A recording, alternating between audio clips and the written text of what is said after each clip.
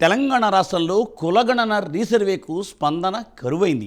రాష్ట్రంలో 3,56,229 కుటుంబాలు సర్వేలో పాల్గొలేదని తెలియవస్తోంది. రీసర్వే చేస్తే ఇప్పటి వరకు 8,422 కుటుంబాలు మాత్రమే ఈ రీసర్వేలో పాల్గొన్నాయి. ఇంకా గడువు మాత్రం 2 రోజులు మాత్రమే మిగిలి ఉంది. రీసర్వే డిమాండ్ చేసిన వారు సైతం ఈ సర్వేలో పాల్గొకపోవడం గమనించదగ్గ విషయం. ప్రజలు తమ వివరాలను అసలు నమోదు చేసుకుంటారా? ఇంకా పాల్గొనే వారు ఎంతమంది? డీటెయిల్స్ ఈ స్టోరీలో.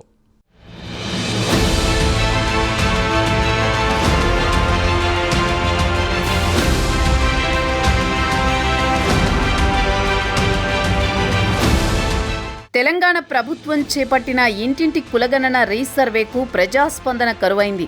ఈ నెల 16 నుంచి నెలాఖరు వరకు రీసర్వే ప్రభుత్వ అవకాశం ఇచ్చింది. రాష్ట్రంలో 3,56,323 కుటుంబాలు సర్వేకు నోచుకోనట్టు గుర్తించింది. చాలా ఇళ్లకు తాళం వేసి ఉండడం, మరికొందరు ఆసక్తి చూపకపోవడంతో సర్వేకు నోచుకొని ఆయా కుటుంబాలకు మరో ఛాన్స్ కల్పించింది. అందుకోసం 3 అంచెల విధానాన్ని తెరమీదకు తెచ్చింది. టోల్ ఫ్రీ నెంబర్కు ఫోన్ చేసి ఎన్యూమరేటర్లను పిలిపించుకునే ఛాన్స్ కల్పించింది. ఆన్లైన్లో దరఖాస్తులను డౌన్లోడ్ చేసుకుని వివరాల నమోదుకు వీలు కల్పించింది. నేరుగా మండల పరిషత్ కార్యాలయానికి వెళ్లి వివరాలు అందజేసే అవకాశాన్ని కల్పించింది. అయినప్పటికీ చాలా మంది సర్వేపై ఆసక్తి చూపడం లేదంటున్నారు ఎన్యూమరేటర్లు.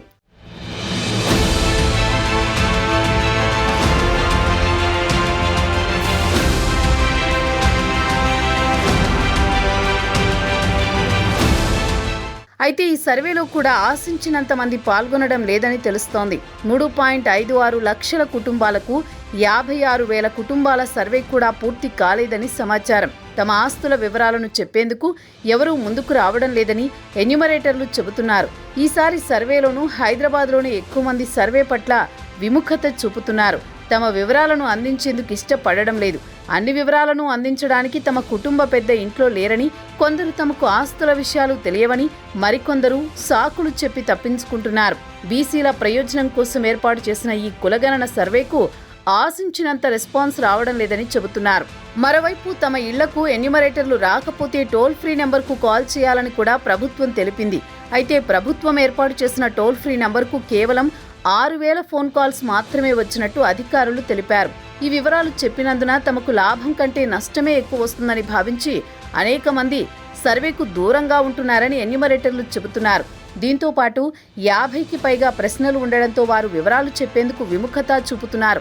ఈ నెల 28వ తేదీతో సర్వే ముగియనుంది. అంటే మరో 2 రోజులు మాత్రమే గడువు ఉండడంతో పూర్తి స్థాయి సర్వే జరగడం కష్టమేనని అధికారులు అంగీకరిస్తున్నారు.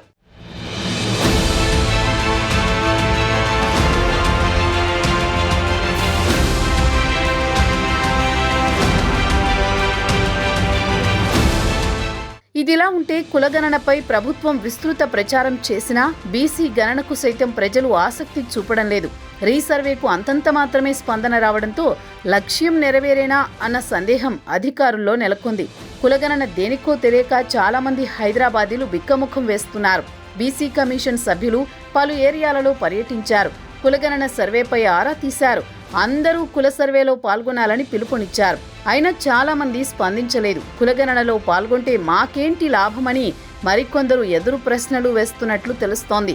ఇంకొందరు తమ కుటుంబాల వివరాలు ఇస్తే ఎలాంటి సమస్యలు ఎదుర్కొంటామోనని భయపడుతున్నట్టు సమాచారం.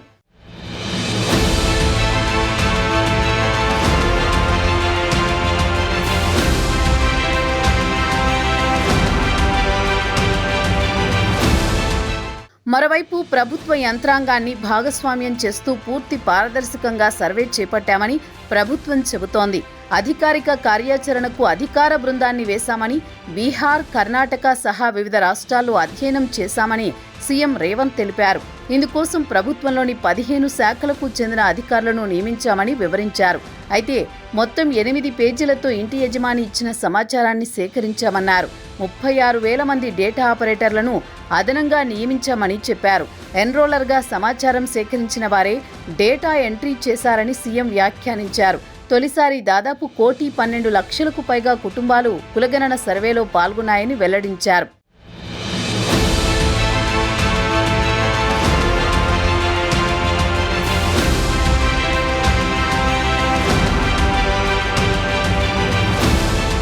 క్యాస్ట్ సెన్సస్కు నోచుకోని కుటుంబాలు రాష్ట్ర వ్యాప్తంగా 3,56,323 ఉంటే కొన్ని కుటుంబాలు మాత్రమే వివరాలు చెప్పడానికి ఆసక్తి చూపాయి.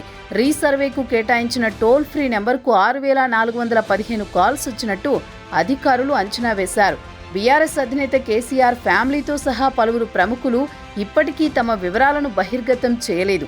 ప్రముఖులే వివరాలు చెప్పనప్పుడు తామెందుకు చెప్పాలని సామాన్యులు ప్రశ్నిస్తున్నారు. రీసర్వేకు గడువు మరో 2 రోజులే ఉన్నప్పటికీ చాలా కుటుంబాలు తమ వివరాలు నమోదు చేసుకుంటాయో లేదో అన్నది సందేహాస్పదమే.